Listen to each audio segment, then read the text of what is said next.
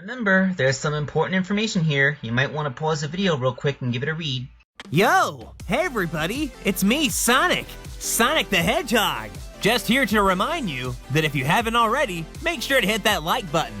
And for even more amazing customs, don't forget to subscribe to Wake Angel 2001! Because between you and me, they're way past cool!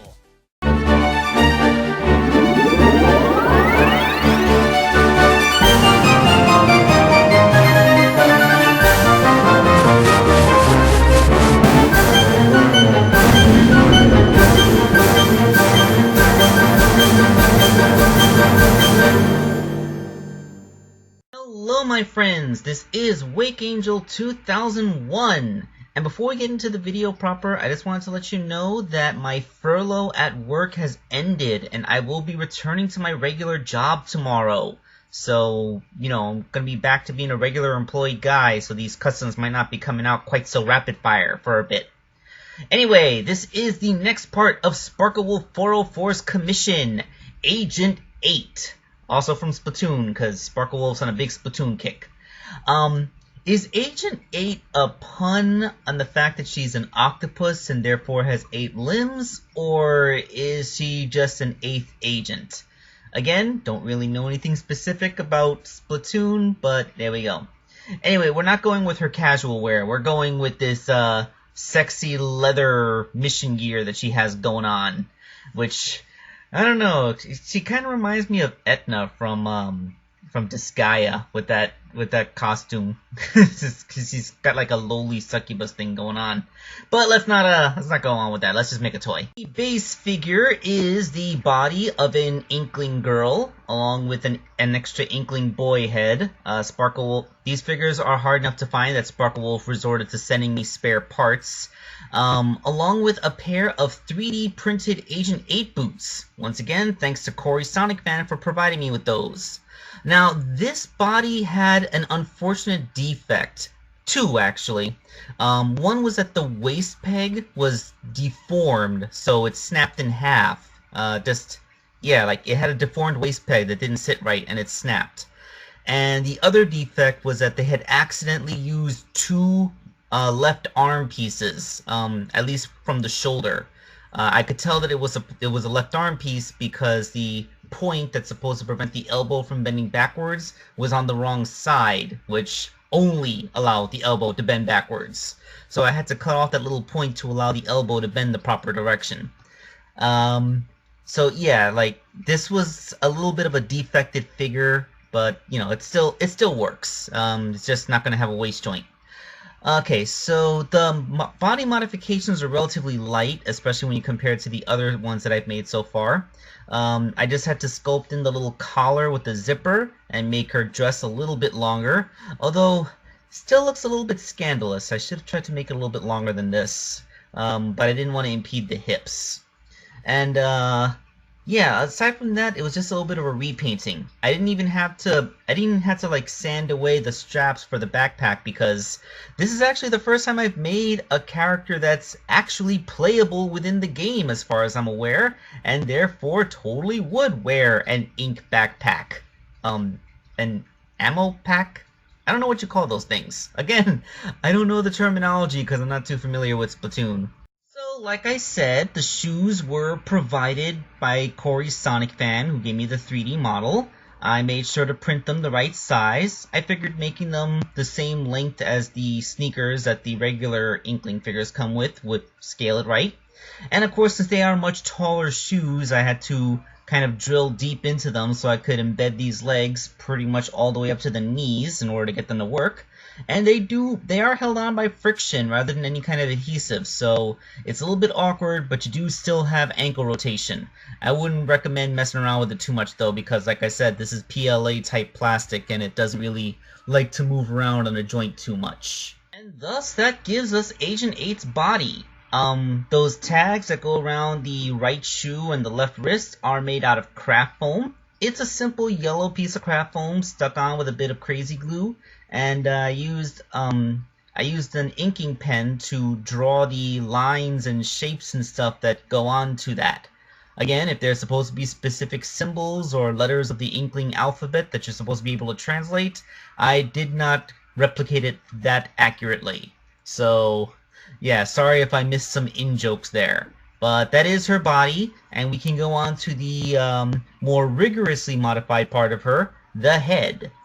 So, as usual, I made life easier for myself by using a bit of acetone to wash away the painted detailing of the face, and sculpted on the accoutrements that would turn an Inkling into an Octoling. That includes a slightly broader nose, different eyebrows, tentacle hair, which is unique from Inkling to Inkling, or Octoling to Octoling, I suppose, and the different shaped ears. Apparently there's some kind of foible with Octolings that their right ear is like flat, and only the left ear has an indentation that looks like, you know, a human ear with, you know, that cupped shape that human ears have.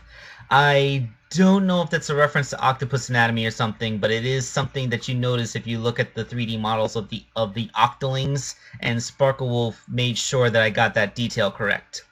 Now, once I repainted the face, it almost looks a little... I mean, I know this is kind of weird to say, but it's a little bit inhuman. Inklings and Octolings' eyes are actually spaced a little bit wider apart than you would expect. Like, it's apparent here when you look at at it front face on.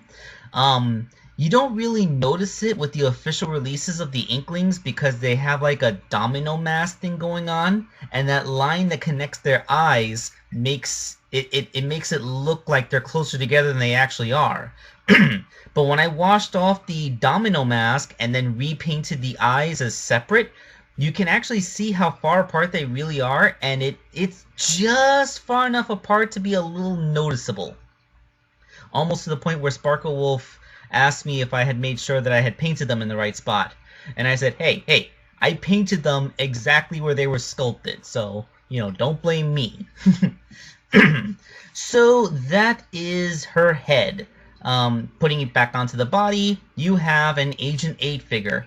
And, oh, by the way, just like I did when I put the Inkling head on that Minnie Mouse body to make Pearl, I did use my Dremel to drill, you know, to sand out the ball joint cup on the inside of the head to make it fit onto the larger ball joint.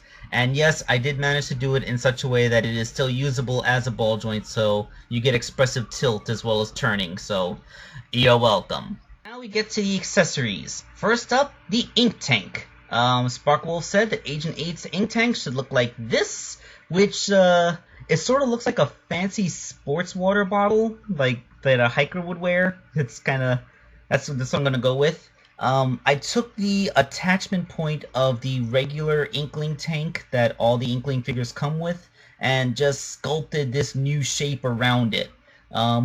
Yeah, like, this is my hand sculpting, because, like, I couldn't just take the 3D model and print that out, because I had no idea if it would actually fit back there. Because you know how video game things go, they usually don't take clipping into account, so something that look good on a video game screen, when you try to print it out, like when Jazzwares made Excalibur Sonic and the Knights of the Round Table, and they could barely bend their elbows and knees because the armor sculpt got in the way, yeah, that's kind of what went on here. Of course, my sculpting isn't quite as clean as a 3D printer can get, but it has the advantage of actually fitting back there when I put it on. I also repainted the gun, the Super Soaker looking thing. I don't know what an Inkling's gun is called. I really don't know a lot about Splatoon, do I? But, you know, it's black with the fuchsia ink now, silver flare, nozzle guard? I guess I'm gonna call it that. Yeah, I repainted the gun too. So with that, the figure has accessories, and she has an octopus form as well. Now, unlike with the Inklings, there's no official toy of the Octoling's octopus form as far as I'm aware, but apparently Sparklewolf got a resin casting of what the Octoling's form would look like. It was all just one solid piece in red plastic, and wanted me to modify and paint it into Agent 8's colors. So I did that. It has her colors, and I even sculpted on the extra 4 tentacles onto the back of it. so that it would have its full complement of tentacles. So that being done, that's the figure, that's all of its accessories. Let's put everything together and wrap this video up. And there she goes. That's Agent 8. Yep, so she's off to do her adventures where she goes to steal the sacred pearls from the Inkling stronghold and fights her arch nemesis, Gold Tentacle, who, yeah, I don't know anything about it. I don't know anything about Splatoon, but it would be hilarious if there was a Bond-esque villain in Splatoon that actually was named Gold Tentacle, and I just completely stumbled across that by accident. That would be hilarious. So thank you all for watching the video, and tomorrow I return to my normal life of employed work at a regular store, which is reopening from this crisis that is slowly abating. But I will still be bringing you custom toys, don't worry about that, just at a slightly slower rate. This is Wake Angel 2001, signing off.